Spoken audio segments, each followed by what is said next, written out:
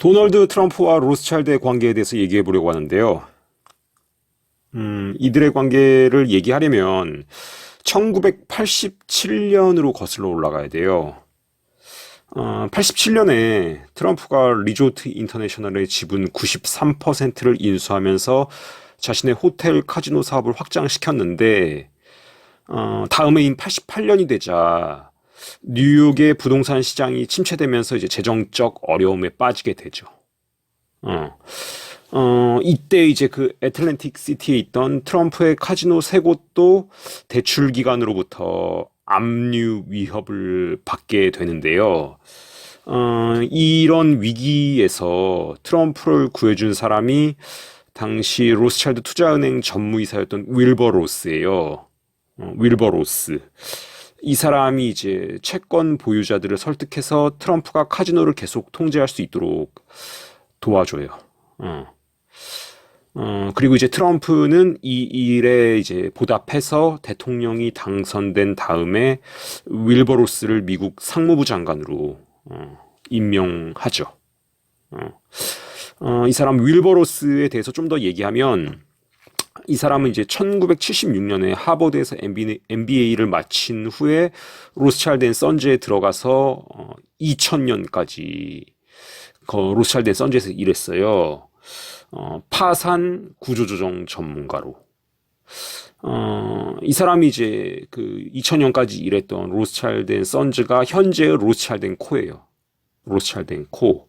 2011년에 프랑스 쪽 로스차일드랑 합병하면서 이제 이름이 로스차일드 코로 이름을 바꿨죠.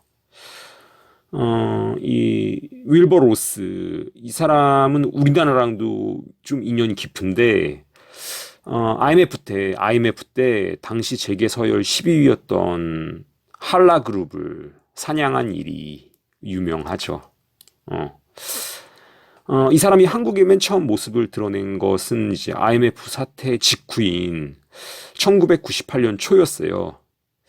그 이후로 이제 한국에 한 달에 4번, 5번씩 들락거리면서 이제 두루두루 사냥감을 물색했죠.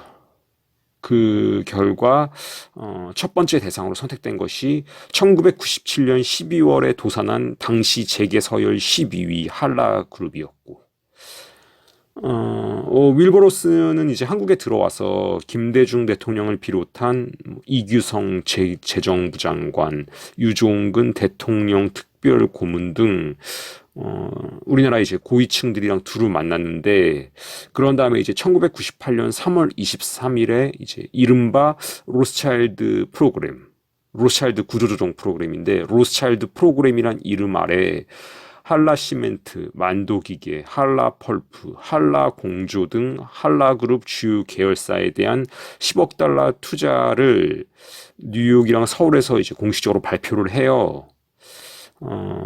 이 사진이 이제 98년 3월에 윌버 로스가 우리나라 왔을 때 청와대에서 김대중 대통령이랑 만난 사진이에요. 그 로스차일드 프로그램은 채권단이 이제 부채를 탕감해 주면 로스차일드가 브릿지론 방식으로 10억 달러, 대략 이제 1조 2천억의 외자를 유치해서 남은 부채를 일시에 갚고 그 기업을 해외 매각하는 방식으로 진행될 예정이었는데, 이 과정에서 윌버 로스가 그 10억 달러를 이제 외자 도입하겠다, 이 약속을 지키지 않고 절반도 안 되는 3억 4,500만 달러만 들여왔어요. 10억 달러 들여오겠다고 얘기해놓고는 3억 4,500만 달러만 들여왔어요. 이게 이제 그 2000년 10월 31일에 한나라당 이한구 의원이 폭로한 내용이에요. 뭐 이한구 의원이 폭로한 내용에 따르면 뭐 10억 달러 들여오겠다고 그러고 3억 4,500만 달러밖에 안 들여왔으니까 이제 부족한 돈 어떻게 메꿨냐. 그 부족한 돈 중에서 1,986억 원은 우리나라 정부, 한국 정부의 구조조정 기금에서 조달해서 사용했다. 이렇게 이제 이한국 의원이 폭로를 했어요. 이거 말고도 이제 2000년 6월에 참여연대에서 한라그룹 내부 제보자가 제공한 자료를 발표한 적이 있는데 이 발표를 보면 로스차일드가 어떤 식으로 일하는지를 알 수 있어요. 그러니까 이 발표 한라그룹 내부 고발자가 제공한 그 자료를 바탕으로 이제 참여연대에서 기자회견했을 때 한 발표가 어떤 내용이냐면 정몽원 한라그룹 회장이 한라시멘트가 부도난 이후 윌버로스와 손잡고 구조조정을 추진하는 과정에서 자기 돈을 거의 들이지 않고 30%의 지분을 챙겼을 뿐만 아니라 이 과정에서 한라시멘트가 보유하고 있던 한라콘크리트 지분을 사실상 정몽원 회장을 대리하고 있는 대하레미콘의 헐값에 매각해 회사에 막대한 손실을 입혔다. 이런 내용이에요. 이런 내용이에요. 이걸 이제 한라그룹 내부자가 이 관련된 문서를 이제 제보를 한 거죠. 참여연대. 그래서 참여연대가 이걸 이제 발표한 거고. 이 문제의 한라시멘트. 이 한라시멘트는 채권단이 이제 1,543억의 부채를 탕감해 준 기업이에요.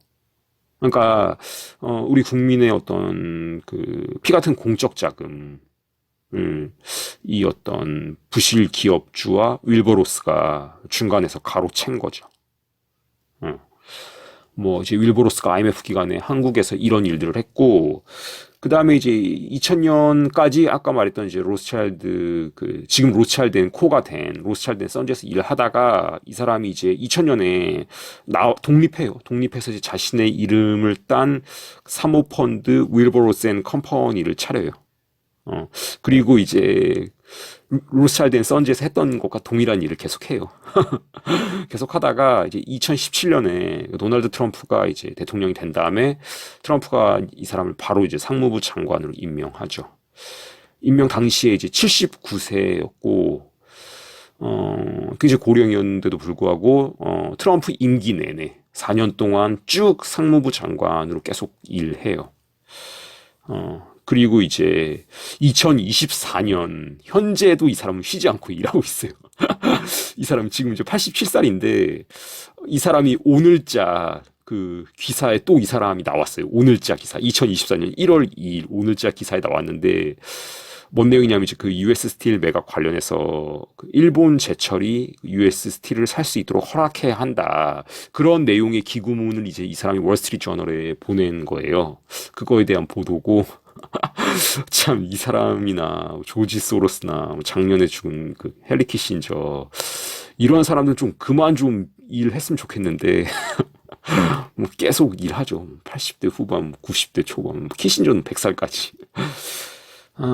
어쨌든 이런 사람이 1988년 도널드 트럼프가 굉장히 심각한 위기에 빠졌을 때 자신이 일하고 있던 로스차일드 앤 선즈, 현재 로스차일드 코를 통해서 도널드 트럼프한테 커다란 도움을 주었다. 커뮤니티 탭을 통해 새해 인사드리면서 말씀드렸지만 후원해주신 분들께 진심으로 감사드립니다. 후원과 주신 격려의 메시지에 가슴이 벅찼고 이 싸움을 혼자 하고 있는 게 아니다 라는 것을 새삼 느꼈습니다. 다시 한번 감사드리고 더 좋은 영상으로 보답하도록 하겠습니다. 감사합니다.